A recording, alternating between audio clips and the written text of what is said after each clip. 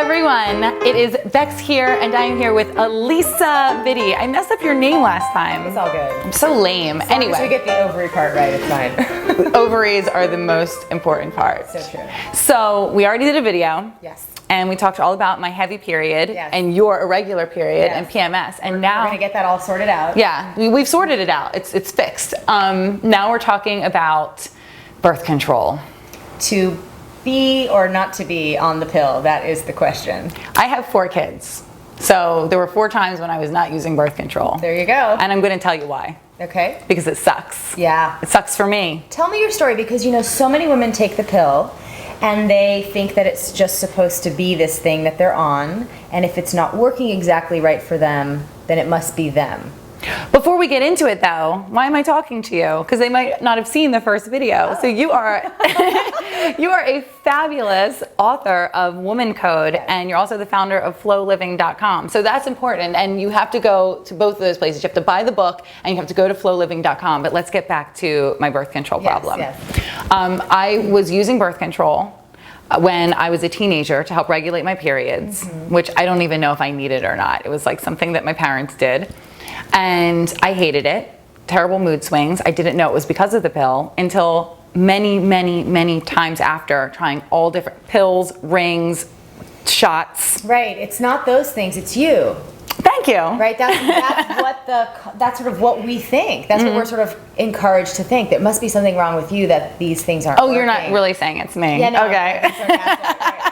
It couldn't possibly be that this pill, this ring, these multiple versions of it, you know, just aren't the right fit for because you. it's so good for us. Because it's something that people have said to us, especially because it's a powerful tool in controlling your family planning and all sorts of things. It allows us to be freer with our sexuality. Absolutely. But it's not great for everybody. So what's happening? All right, here's the deal. I am pro women feeling fantastic. I am anti-dogmatic about how they get there. And that's significant when it comes to thinking about the pill. And if you can adopt that mindset, if not getting pregnant is your priority, but being on the pill doesn't actually work for you, then there are other ways to prevent pregnancy, right?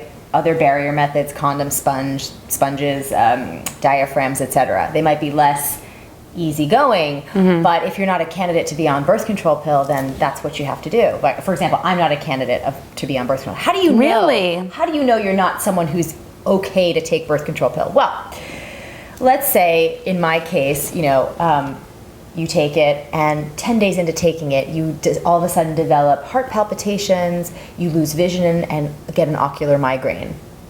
Well, that's extreme. That's extreme, but this happens to women all the time. Okay. Right? Or let's say you take it and your breasts grow a whole other size. You have a completely different personality, mood, you're bloated, you just don't feel right, and you try several different pills, and it's still basically the same problem. It's not you, it's the pill. The pill's not working for you. These are synthetic hormones that just aren't jiving with the hormone receptor sites in your body.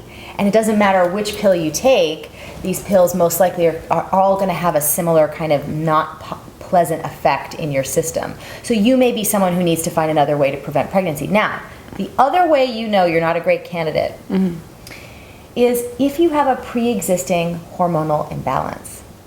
Now let's say you have irregular cycles, PCOS, fibroids, endometriosis, other history of infertility in your family. You definitely don't want to get on the pill as your first choice. You want to give yourself time. You know, one of the cool things that I have done in my recent career is I wanted to build something for women to be able to access to fix their hormones online. I mean, it's 2013, right? We should have like a modern solution for an ancient problem. So we built Woman Code System online.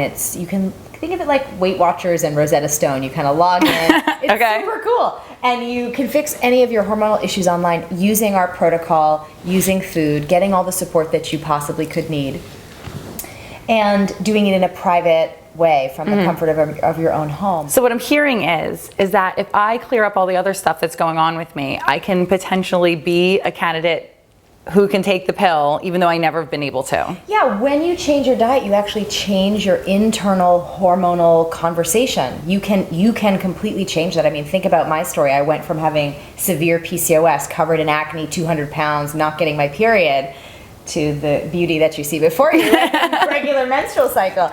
And I did that by changing what I was eating in a way that supports the function of my endocrine system. You can change it totally. And it's what you're eating. It's not how you're eating, because I know a lot of people watching this are going to say, I have a really clean diet like I do. I eat very well. I eat a whole foods based, plant-based, organic diet, but I could still be missing stuff. I get this so often. In fact, a lot of the women who come work with us are, as clients, they are women who, they're paleo, they're vegan, they're eating really well, but you might not be eating, if you're having these issues, in a way that's actually helping your hormones. For me.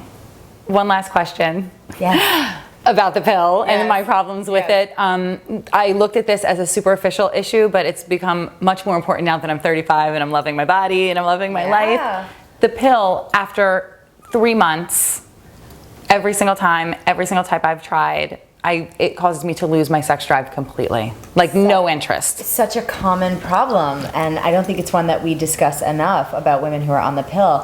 What about your sex drive? But it really does interfere with your sexual response, testosterone production, and you want to be thinking about, is that something that's worth it for you, right? If the whole purpose of the pill is that you're going to be having all this sexual expression, but then your sex drive is MIA, that doesn't seem to be in alignment in your best interest, right? So if that's happening to you, that's just an example of how the pill's not working for you. And all joking aside, this is a really serious issue. I mean, I don't know if you've all caught those really interesting commercials about the class action lawsuits against Yaz. So many women were being put on that prescription. I was on it. And women were dying from this. So, it's very serious to think in a critical way about your personal interaction with that medication. Yes, it was so important that women had access to this universally. So important that we hit that milestone. It has allowed so many wonderful things. But now medicine is becoming so much about that personalized experience. So thank goodness. Right. And so you get to decide, is this good for me? Is it working for me right now? If it is, great. If you're someone who has these pre-existing conditions or it's affecting you adversely, and for example, you want to have children in the next few years, instead of waiting to go off the pill and then start trying to get pregnant at 37, right? Go off the pill at 32. Give your body a few years to correct whatever hormonal imbalance is there, so that when you're ready to actually do the conceiving, for example, your body's actually right there ready to do that with you. As opposed to what I see so often with women who struggle with infertility is they've been on the pill for 15, 20 years, all those pre-existing conditions just sort of staying right under the surface in a little time warp, and then you feel stressed, you're running out of time. It's not pleasant, and it's not necessary to have to go through that. I love your message that we're in control. Yes. That we are meant to feel pleasure. Thank goodness. That hormones are easy to play with.